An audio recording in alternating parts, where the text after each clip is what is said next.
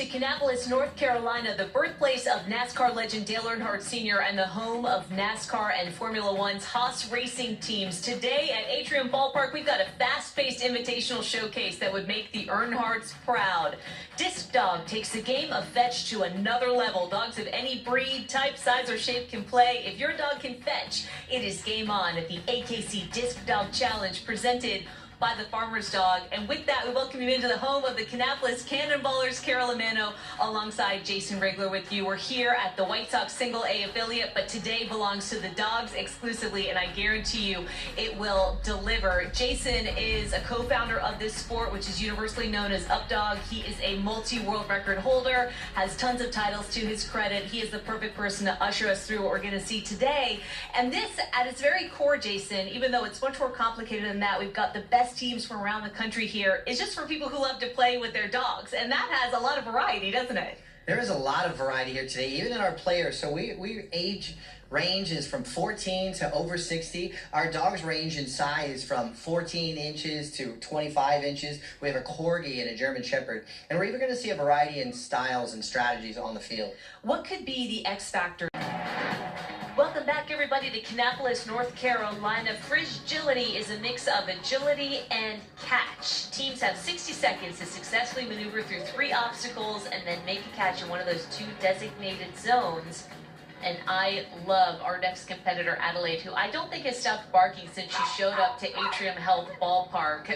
She's a mini Aussie handled by CJ Fithian, and she is the mighty beast of rollers. She likes to play all the games, but now that she's older, she's 9. All of her throws are thrown as rollers. Walk us through what that means, Jason, for those who might not be familiar. So a roller is an intentional throw. It's going to roll vertically, and the dog's going to chase it. It's going to stay on the ground primarily. It might have a little bit of air time before it hits the ground. All right, they're ready to go. There we go. Fast, look at that speed. That's really nice. And there's our roller. That's a good one. See, it turned to the right in the same line as the dog. Now, a roller is good right up until it stops moving in a direction. So those are great. That is a perfect throw. I can see our first jump is down. That means they can't collect 5 points off of that jump, but they still get 5 for the tunnel and 5 for the second jump. Another great roller, another great catch. You can tell these guys are experienced. They know what they're doing. Rollers aren't as easy as they look. It's tricky to get them accurate at the right speed and the right place. Well, I was going to ask you about that, because you would think, in theory, from a novice's perspective, why wouldn't everybody throw a roller? Because they look like they're easier to grab. Yeah, you think that way, you know, it's on the ground, so it's not as hard, it's easier than an air throw. The reality is rollers are very challenging to get them right, to get the timing right. In fact, both in the air and rollers are. Oh, that one goes awry. You can see the counting down of the clock can get in our competitors' heads sometimes. Really good round. Nice to see the rollers out there. That is a perfect roller. See how it's rolling right out in front of the dog, that vertical display, and the dog was able to run through and grab it. That was perfect. A 115 for Adelaide, the mini Aussie. All right, here comes Bagel, the Corgi, handled by Bob Ryan. Bob says Bagel is the Rudy of this event. It is all about the love of the game. Bagel, 11 years old this month, so he is a wily veteran of the sport. He's semi-retired, so he mostly competes locally, but not ready to hang up the discs just yet. Let's take a closer look at their relationship with our Farmer's Dog, Long Live Dogs profile. My name is Bob Ryan. I'm a 6th grade math teacher for Columbus City Schools in Columbus, Ohio. Well, I had a dog, Belle, who's a terrier mix, and she was shy, and so I was looking for a dog sport to build her confidence. So a friend of mine had Bagel. She had a Corgi rescue. He came through, and she let me borrow him just for the summer, and I knew he loved playing Frisbee, and he just went from 0 to 60. He loved playing. So at the end of the summer, she said I could have him, and it was the best gift anybody's ever given me. So we've been competing 7 years. When he sees that toy, the switch is turned, he's ready, let's go.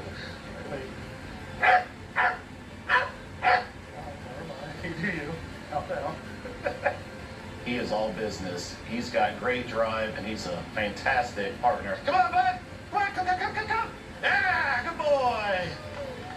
Yes, sir! I try to play safe. I try to keep the disc as low as I can so he's not jumping too high. What's neat about Updog is they also allow rollers. Well, rollers where instead of throwing the Frisbee like a backhand, you turn the palm up then you throw it actually on the ground, so the frisbee rolls on the ground first in air, which is a great throw for him because he's already that close to the ground. Whoa, go, get it, get it, bud, come on. The dog community is very inclusive, empowering, to where they want to make sure everybody's having fun, and the dogs are having fun. Sure, there's placings, but the dogs never know how they score. Bob is the 6th grade math teacher in Columbus, Ohio at Champion Middle School, the home of the Tigers. Bagel, quite popular there too, actually a certified therapy dog, so takes a bunch of trips to the school. The students love him and he loves the students, that's for sure. You can see how low the bar is set for Bagel too, Jason. Yeah, just inches off the ground, so the bars are set based on the height of the dog. We got that first jump and the tunnel, and a nice 3-point catch. Now, shorter legs, they may try to take advantage of shorter throws. All right, there's a nice exchange over the bar. I love Bagel looking up at Bob like, okay, you want me to do this? That's perfect. Another great catch. Those are some very athletic catches. All right, another nice exchange. And he's going to send them back through the course. We've got some good runs here. Jump, tunnel, jump. Very nice. Oh. Yeah, he was going for that 10-point He catch really on that was. Well, Bob says, too, that safety is also a priority for Bagel, right? Making sure that those throws are nice and low so the dog doesn't have to overextend too much. Yeah, that's great. Every dog is different, and the handler's job is to put the disc in a safe spot for them to keep them as safe as possible.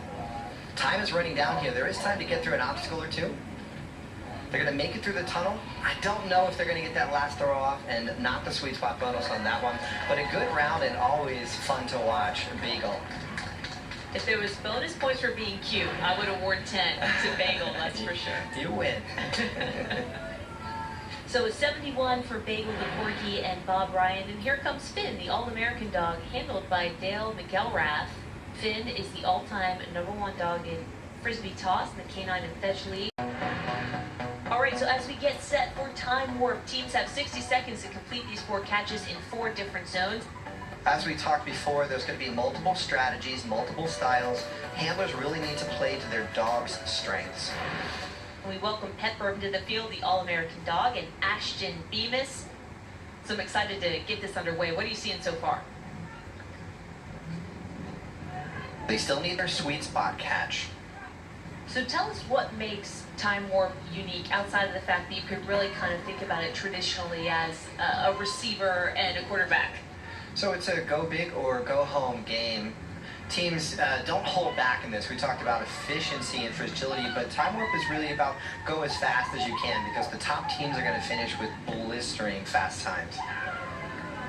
So a 71 score for Pepper and Ashton. The whole run took about 29 seconds, and here comes Bagel and Bob Ryan, and Bagel's like, Dad, I want to go. And the thing that stands out to me, too, is we're in multiple disc territory now, which makes things interesting, Jason. Yeah, some dogs operate better with one disc, and some dogs operate better with multiple. And we're going to see rollers in this game, which I love. That one a little off target. Looking for the catch in that first zone, second zone, and then the sweet spot. That one good in that second zone, the 10 to 20 yard distance. Now, it's worth noting that that sweet spot sort of shrinks the field, so that third and fourth catch has to happen inside of that square. They don't get the use of that full width of the field. That's a good one. That's good in the sweet spot. They're going to need another catch in that zone, and that should be good. I don't know if they counted it, but the dog has to return with the last caught disc, which is right there. Perfect. That's good timing. Consider how short those legs are, and I can relate. That is a good, fast round. Did you say you can relate? You know, when Bagel sees the Frisbee, it's game on. I mean, that's according to Bob. When he sees it, it is an automatic press play. Let's go. I'm ready. So he's tiny but mighty, no question about it. So a 62 for Bagel the Corgi, done in 28 seconds. And here is Mac, the Australian cattle dog.